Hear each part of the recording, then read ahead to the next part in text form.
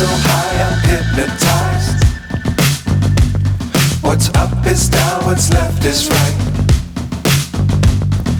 Chasing stars and holding you. I can't see the end, but we'll see it through. Introduces you to the use of multiple weapons techniques, along with the deadly effectiveness of double knife techniques. I will give you the ability to draw upon an arsenal of weapons that will provide you with such firepower that an opponent will not be able to withstand the onslaught.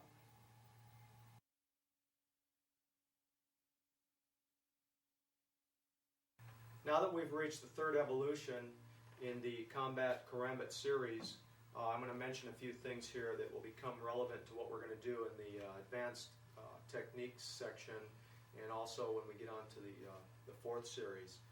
And so I'm going to go through a couple things that you will find might help you in applying your techniques, just a mindset or mentality. Explains a little bit about what we're going to be doing. The key to any successful attack is basically based on three premises. Using the element of surprise, attack with overwhelming firepower, and sustain until the objective is achieved. The very same principle applies to hand-to-hand combat. Surprise the opponent, hitting him with overwhelming firepower. Sustain that firepower until your objective is achieved. Now, what do I mean by surprise? You're usually not the attacker, okay? So you're not going to be the surprise attacker. We're not talking about that. What I'm saying is surprise the opponent with techniques. Surprise the opponent with your fury. Surprise the opponent with the savagery that you're going to unleash upon him, okay? Surprise him with the arsenal of weapons that you're going to just throw at him all at once, okay? Overwhelming firepower. Everything that you have in your arsenal. Headbutts, bites, elbows, kicks, knees, stomps, rips, tears. Everything that you have. Then the weapons also. All added into one. Throw everything you have at that person at that moment.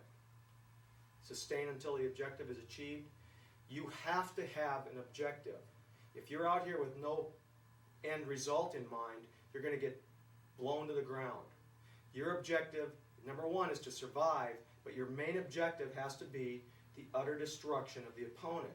Now, I don't mean death and mayhem here. What I mean by destruction of the opponent is stopping the opponent at whatever point necessary where he can hurt you no more. So, destruction of the opponent means removing him as an obstacle, okay? If I incapacitate him to the degree that stops him being able to hurt me, that's all I need to do, okay? Because at that point, I can get out of the area, all right? My main goal, my objective, is to survive. How do I get to that survival? Means I have to destroy something in front of me that's trying to harm me. That happens to be an opponent, okay? We're talking about a serious situation here. We're using knives. We're using techniques that can cause tremendous pain and suffering to somebody, okay? That means you have to be under threat from that person, all right? You're in fear of your life. You're in fear of great bodily harm, you or your loved ones. That's why we're going to do some of these things, and that's why I want you to understand that mindset. You have to pull out every stop that exists and literally explode into that opponent. You have to hit him like a laser beam, okay? You have to be thinking in terms that he's just walked into a room, you're an atomic bomb, and you just detonated right in front of him. That's the force that he's going to have to absorb from you, okay? That gives you the end result, which is your survival. There's an interesting phenomenon that takes place whenever a person has a weapon in their hand. Whether it's a firearm, whether it's a stick, whether it's a knife, or whether it's a broken bottle or a lamp or anything else, tire iron, doesn't matter. And what that phenomenon is, and the only way I can describe it so it makes sense, is we just label it, since we're in the middle of a knife course, we label it one knife, one weapon. Now what happens is when a person has a knife, they have that weapon in their hand, all of their mentality is keyed on that weapon. So what they're going to do 99% of the time is they're going to strike over and over and over again with that weapon. Okay? Now, taking it even a little further, most of the time, they're going to throw the same strike again and again and again and again. Stab, stab, stab. I don't know why that is. It's just the fact that we're so keyed in on what this knife can do or what this gun can do that we end up forgetting that we have all of these other things in our arsenal. Now, knowing that, being the good guy, we're going to use that to our advantage. Because 99% of the time, if we're and when I talked about that earlier where I said, what if this guy is going to throw a cross at me when I'm down here doing some technique or I'm wrapping him up somehow and I'm exposed this part of my body to an open hand or a fist coming from the other side, that's not going to happen. And I'll tell you why. Because most of the people that are bad guys, they're not trained fighters. They're tough guys, may have been in a lot of fights and stuff like that, but they're not trained fighters. They don't have the mental discipline. They don't have the hundreds of hours of training behind them that it takes to be able to use multiple weapons at the same time. Now, this phenomena, we're going to use it to your advantage. He's got a weapon in his hand. If it's a knife, stick, club, doesn't matter. He will only strike you the majority of the time with that same strike, with that same weapon.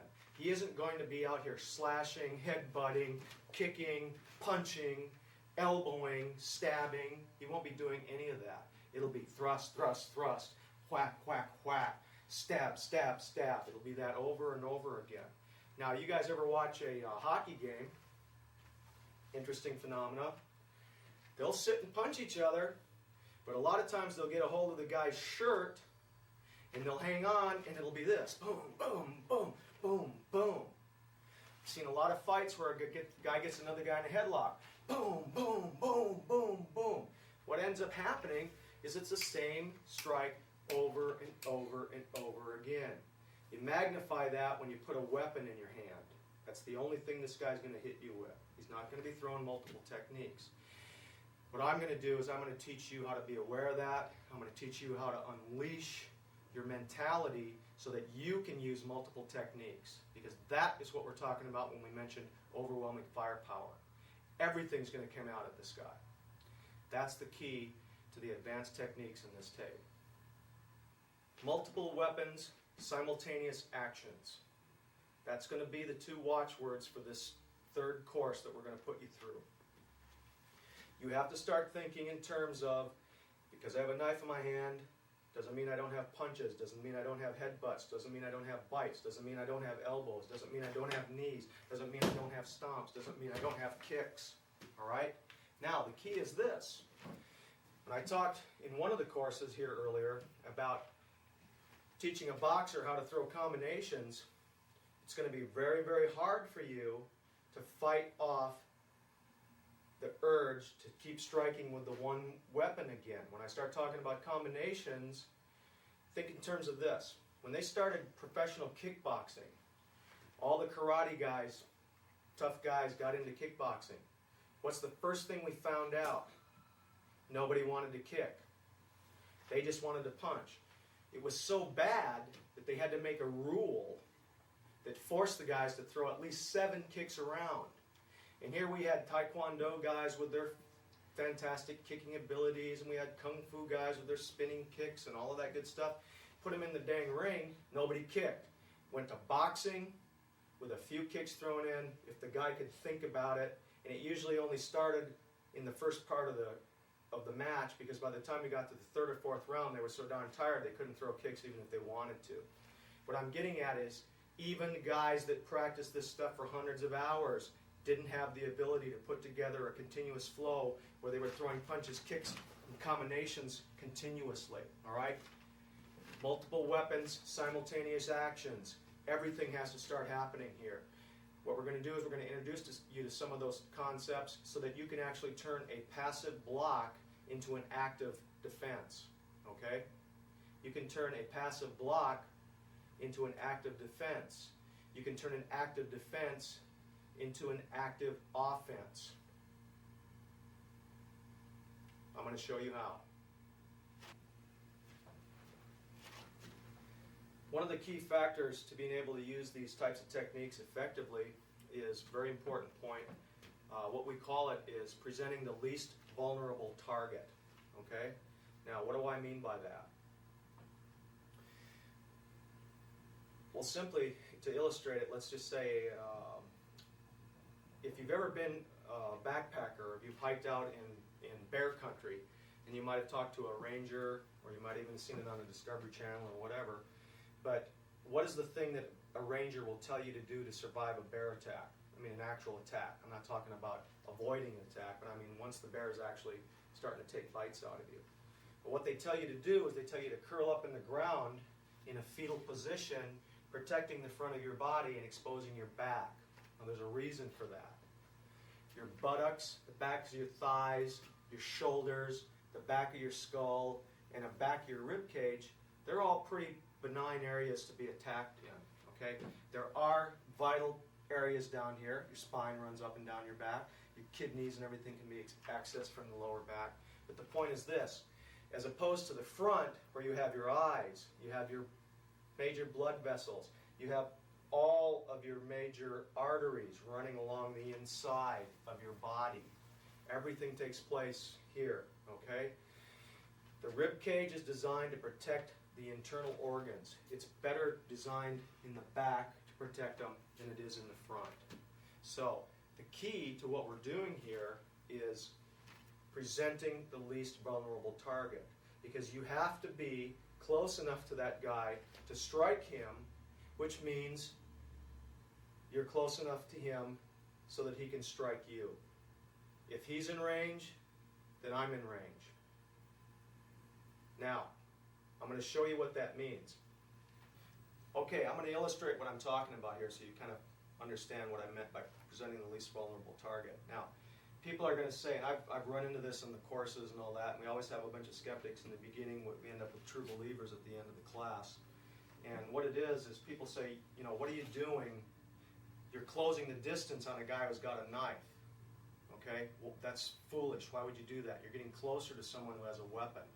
Well, again, like we talked about in the earlier part of the course, we're going to have, if we have the chance to run away or basically be out of range, we're going to keep that option.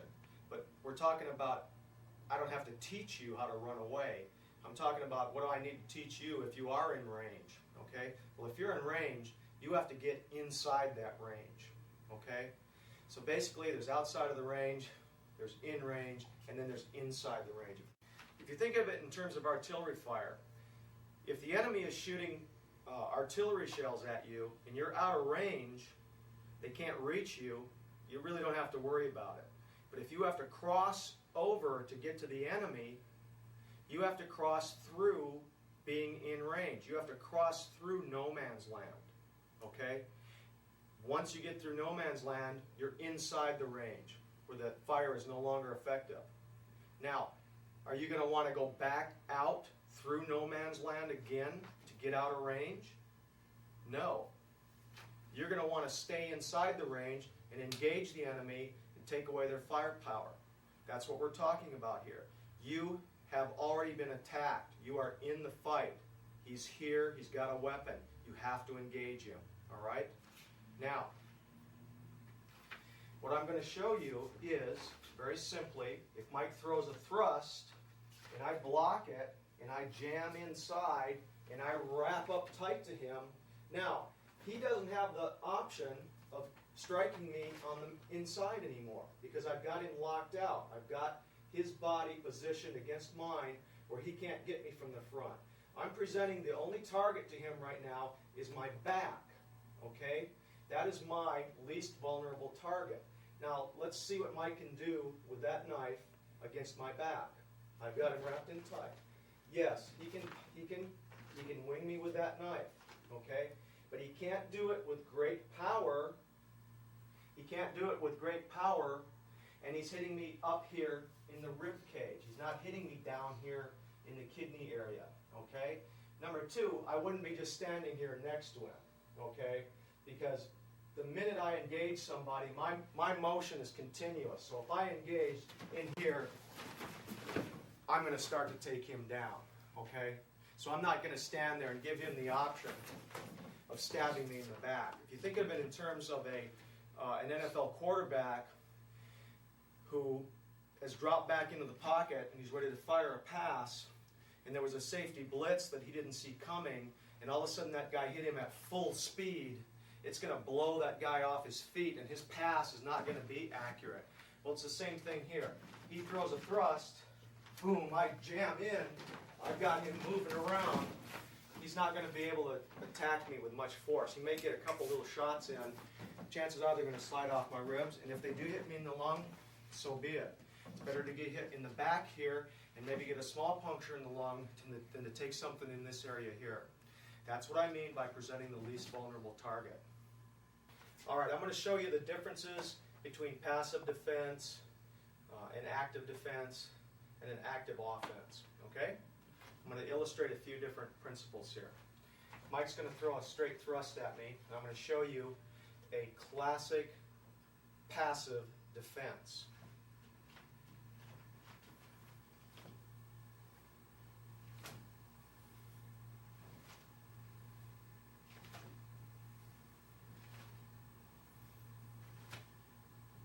Okay, now, and it's been a long time since I've done anything like that. That is a passive defense. What it is only defense. He throws a strike, I come up, block it, no matter how hard I hit this, boom, hit it hard as I want. I have to go from this position now back to a strike, okay? He throws a thrust, boom, boom, and I throw a punch. 1, 2, okay? That's malarkey. Nobody does that. A lot of guys practice that. Show me a fight in the UFC where you've ever seen a guy do this. It's never happened. Show me a fight out in the street where anybody's ever done that. It's never happened. Yet people spend hundreds and hundreds and hundreds of hours doing it. I used to be able to break boards. I used to be able to put candles out, all that kind of stuff. Wish I had never spent the time doing that. Wish I had spent the time doing the other stuff. Now, that is a passive defense. It does nothing but defend. Now, Mike's going to throw a thrust. I'm going to be in a universal fighting stance or a boxer stance, whatever you want to call it. He throws a thrust. Boom. I deflect it. Okay? No need for me to do this.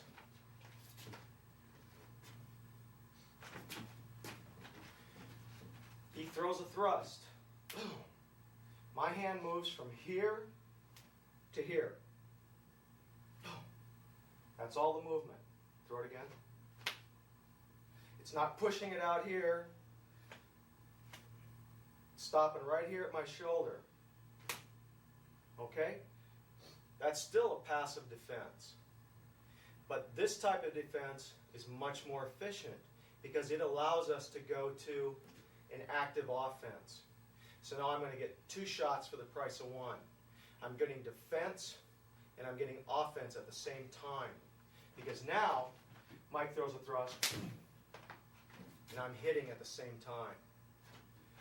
Now, Mike throws a thrust and I get 2 shots for the price of 1.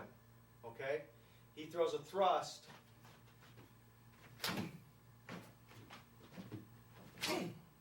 And I get a defense and an offense at the same time. Once again, I'm going to show you I'm still getting the block. Boom. But at the same time as I'm getting that, boom, boom, I'm getting inside with a good punch. Okay? I'm closing the gap and I'm getting in here where I can start to work the magic that we want to teach you guys. Okay? So, passive defense. Passive defense. Active offense. Big difference. That's what we're talking about in terms of efficiency. Never do anything unless it's absolutely necessary. Strive for efficiency and economy of motion. Remember when we talked about overreach and things like that? Don't do that. economy of motion. Nice short movements. Boom. Those are the most effective. Those are the only things that work. Now with two knives, this is going to become very, very self-evident. I'm going to show you the epitome of an active offense, okay, with two knives. This time, Mike's going to throw the thrust.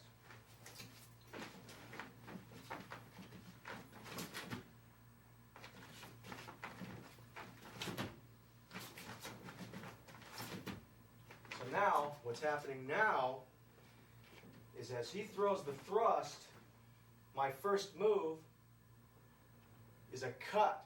It's not a block. It's a real, real bad cut. At the same time, the punch that I'm throwing now has a piece of sharp steel on the end of it. So I'm blocking, but I'm offensively causing tremendous damage, and I'm hitting, and I'm causing tremendous damage. So what happens when you have two knives in your hand, you become the ultimate active offensive player, because every time you touch something, it's going to get cut.